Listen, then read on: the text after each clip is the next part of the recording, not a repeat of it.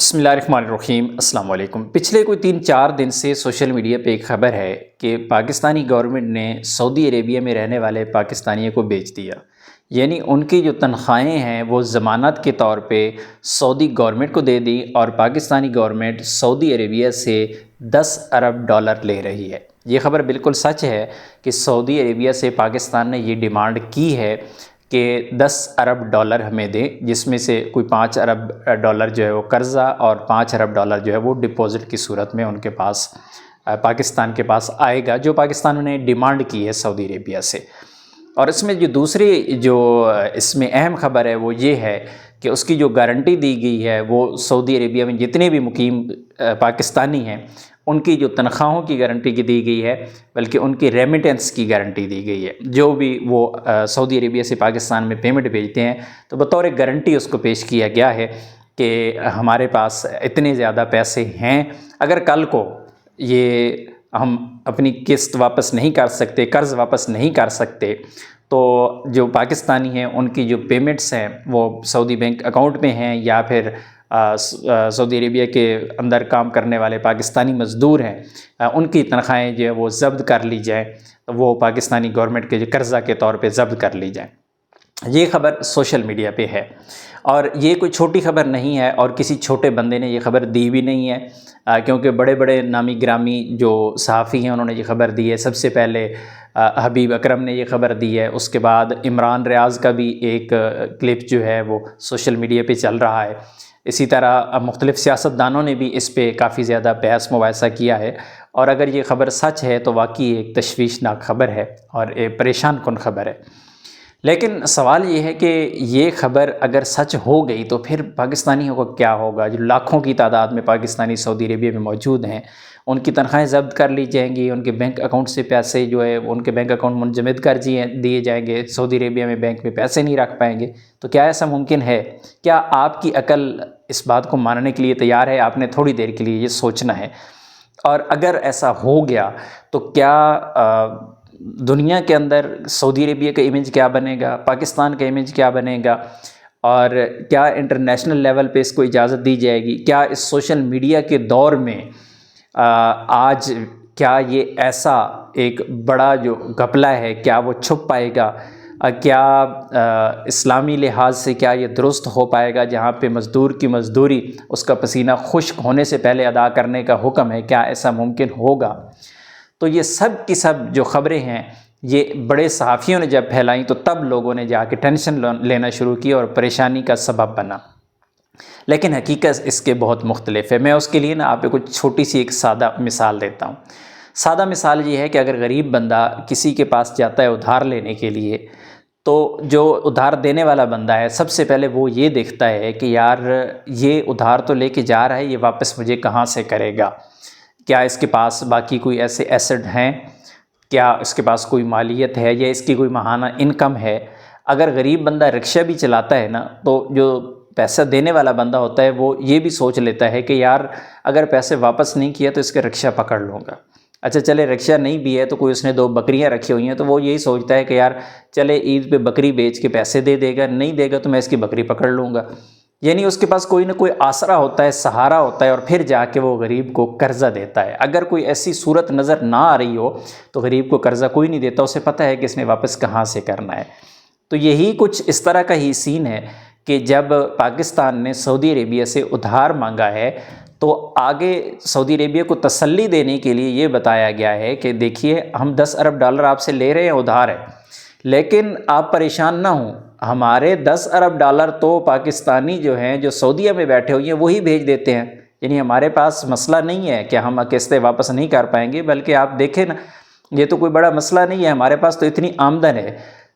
حکومتیں جو ہوتی ہیں وہ ایسے نہیں کہتی کہ ہم فلاں سے پکڑ کے آپ کو لے کے دیں گے، ایسا نہیں ہے۔ حکومتیں صرف اپنے ایسٹ شو کرواتی ہیں، حکومتیں اپنی انکم شو کرواتی ہیں، حکومتیں یہ بتاتی ہیں کہ ہماری اسٹرینتھ یہ ہے۔ سعودی عربیہ سے ہمارے اتنے پیسے آ جاتے ہیں جو اسٹیٹ بینک میں آتے ہیں، اور اسٹیٹ بینک میں آنے کا مطلب یہ ہے کہ ہمارے ملک کا جو سسٹم ہے اس کو طاقت ملتی ہے، معیشت کو طاقت ملتی ہے، معیشت مضبوط ہوتی ہے۔ چاہے آپ کے گھر والے اگلے دن جا کے پیسے نکال لیتے ہیں اپنے بینکوں کے سسٹم سے، لیکن اس کے باوجود ملک کا جو گراف ہے وہ بڑھ رہا ہوتا ہے۔ تو یہ کوئی بڑی پریشانی والی چیز نہیں ہے، کوئی ٹینشن والی چیز نہیں ہے۔ جہاں پہ ٹینشن ہمیں لینی چاہیے نا، اصل ٹینشن یہ ہے کہ جو ہم ٹیکسز دیتے ہیں اور ٹیکسز کے بدلے جو ہمیں فیسلٹیز ملنی چاہیے وہ نہیں مل رہی ہے۔ میں ایک چھوٹی سی مثال دوں، ابھی جب سے یہ ایران کا یہ ایشو چل رہا ہے تو عرب کے ممالک کے حالات کافی زیادہ خراب ہوئی ہے، تو اس دوران سعودی عربیہ کے اندر، کیونکہ ہمارا جو رابطہ ہے نا وہ سعودی عربیہ سے ہے، ہمارا جو کام ہے وہ سعودی عربیہ سے ریلیٹڈ ہے اور سعودیہ میں رہنے والے پاکستانیوں سے ریلیٹڈ ہے، تو سعودی عربیہ کے اندر جو پاکستان ایمبیسی ہے اس کا کردار جو ہے نا وہ بس کیا کہہ سکتے ہیں، تعریف کے قابل نہیں ہے۔ ہونا تو یہ چاہیے تھا کہ ایسا کردار ہوتا کہ بندہ تعریفیں کرتا اور ہر پاکستانی خوش ہو جاتا۔ اگر آپ بھی پاکستان ایمبیسی سے خوش ہیں تو ایک دفعہ کمنٹ ضرور کر دیجئے گا، کیونکہ اس موقع پہ اس کے علاوہ بھی ہمارا کام ہر وقت یہی ہے۔ تو سوشل میڈیا پہ جب نظر رکھی ہے تو پتہ چلا ہے کہ یار انڈین ایمبیسی جو ہے وہ ہم سے 10 قدم آگے ہے، اگر سالوں میں کہیں تو وہ 10 سال ہم سے آگے ہے۔ یعنی ایک چھوٹا چھوٹا ان کو جو مسئلہ ہے نا اس کو وہ ہائی لائٹ کرتے ہیں اور اس کا پیچھا کرتے ہیں، باقاعدہ فالو کرتے ہیں کسی بھی کیس کا کہ یار یہ اس کے کیس کا کیا بنا، یہ کہاں پہنچا، اچھا یہ اس کا مسئلہ یہ ہے تو آپ اس نمبر پہ رابطہ کریں، اس بندے سے ہمارے سے رابطہ کر لیں، ہم آپ سے کانٹیکٹ کر رہے ہیں۔ اس طرح کی چیزیں آپ جا کے ابھی آپ اپنی نظروں سے جا کے دیکھ لیں، کہ ٹویٹر پہ جا کے دیکھ لیں کہ کس طرح انڈین ایمبیسی جو ہے اپنے ایک ایک بندے کا جو ہے وہ سوال کا جواب دیتے ہیں، اس کے مسئلے کا حل کرتے ہیں، لیکن ہمارے ہاں ایسا نہیں ہو رہا ہے۔ چند ایک مطلب ایک روایتی سا پیغام دے دیا کہ سوشل میڈیا پہ جا کے، اتنا کافی نہیں ہے، ایک روایتی سی پوسٹ ڈال دی کہ بھائی جو ریومرز ہیں ان پہ آپ دھیان نہ دیں، حالات ٹھیک ہیں، کوئی بھی مسئلہ ہوگا تو آپ ایمبیسی سے رابطہ کر لیجئے، کوئی بھی مسئلہ ہوگا تو آپ جتنے بھی آفیشیل ذرائع ہیں نیوز کے آپ ان پہ اعتبار کریں، باقی سوشل میڈیا پہ اعتبار نہ کریں۔ اتنا کافی نہیں ہے، لوگوں کے مسائل ہیں، ریئل میں مسائل ہیں لوگوں کے، وہ ایمبیسی پہ ٹرسٹ نہیں کرتے ہیں پاکستانی۔ اگر ایمبیسی پہ وہ ٹرسٹ کرتے تو وہ جا کے مسائل لے کے جاتے اپنے وہاں پہ کہ یار یہ مسائل ہیں، ہمارے مسائل حل کر کے دیں۔ وہ تو بیچارے سہارے ڈھونڈتے پھرتے ہیں، وہ کہتے ہیں نا ڈوبتے کو تنکے کا سہارا۔ وہ ہمارے جیسے لوگوں کو میسج کر کے پوچھتے ہیں کہ بھائی اب کیا کریں، کوئی رستہ بتا دیں، کوئی حل بتا دیں۔ ہم ایمبیسی کا نام لیں تو یقین کریں لوگ ہمیں گالیاں بھی دینے کو تیار ہو جاتے ہیں کہ یار کس کی بات آپ کر رہے ہو، وہ سنتے ہیں کوئی بات، کوئی کس کی کام کی بات کرو، ٹھیک ہے۔ تو یہ جو چیزیں ہیں نا یہ پریشان کون ہے ہمارے لیے۔ باقی جو سیلریز کا معاملہ ہے نا کہ سیلری ضبط ہو جائے گی، سیلری کٹ جائے گی، سیلری نہیں دی جائے گی، یہ سب کی سب فضولیات ہیں، ان میں کچھ نہیں ہے۔ اگر آپ نے کبھی آواز اٹھانی بھی ہے نا تو آپ ان چیزوں پہ آواز اٹھایا کریں جو آپ کے حق ہیں، جو آپ کو ملنے چاہیے۔ اور سعودی عربیہ اپنے سسٹم کو آلریڈی مضبوط کر رہا ہے، کیونکہ انہوں نے فیفا ورلڈ کپ کروانا ہے۔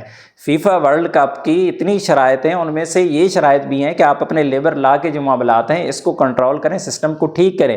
اور اسی وجہ سے پچھلے کئی سالوں سے کفیل سسٹم کے خاتمے کی طرف سعودی عربیہ بڑھ رہا ہے۔ بہت ساری جگہوں پہ سعودی عربیہ کفیل سسٹم کا خاتمہ کر چکا ہے، لیکن مسائل یہ ہیں کہ کیونکہ لوگ قوانین کو نہیں سمجھتے، اس وجہ سے وہ اپنے حقوق نہیں لے پاتے، اس وجہ سے وہ رونا دھونا تو کر لیتے ہیں لیکن اپنے مسائل حل نہیں کرواتے۔ کیوں؟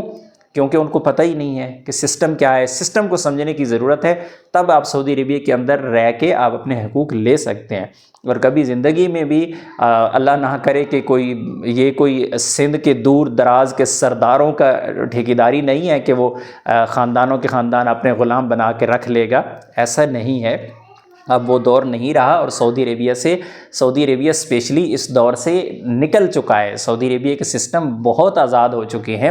بس یہ ہے کہ مسائل اپنی جگہ پہ ہر جگہ پہ موجود ہوتے ہیں، لیکن آنے والے وقت میں مزید ان مسائل میں کمی ہوگی۔ تو انشاءاللہ اس طرح کی کوئی پریشانی آپ کو کم از کم نہیں لینی۔ اپنی دعا میں یاد رکھیے گا۔ السلام علیکم۔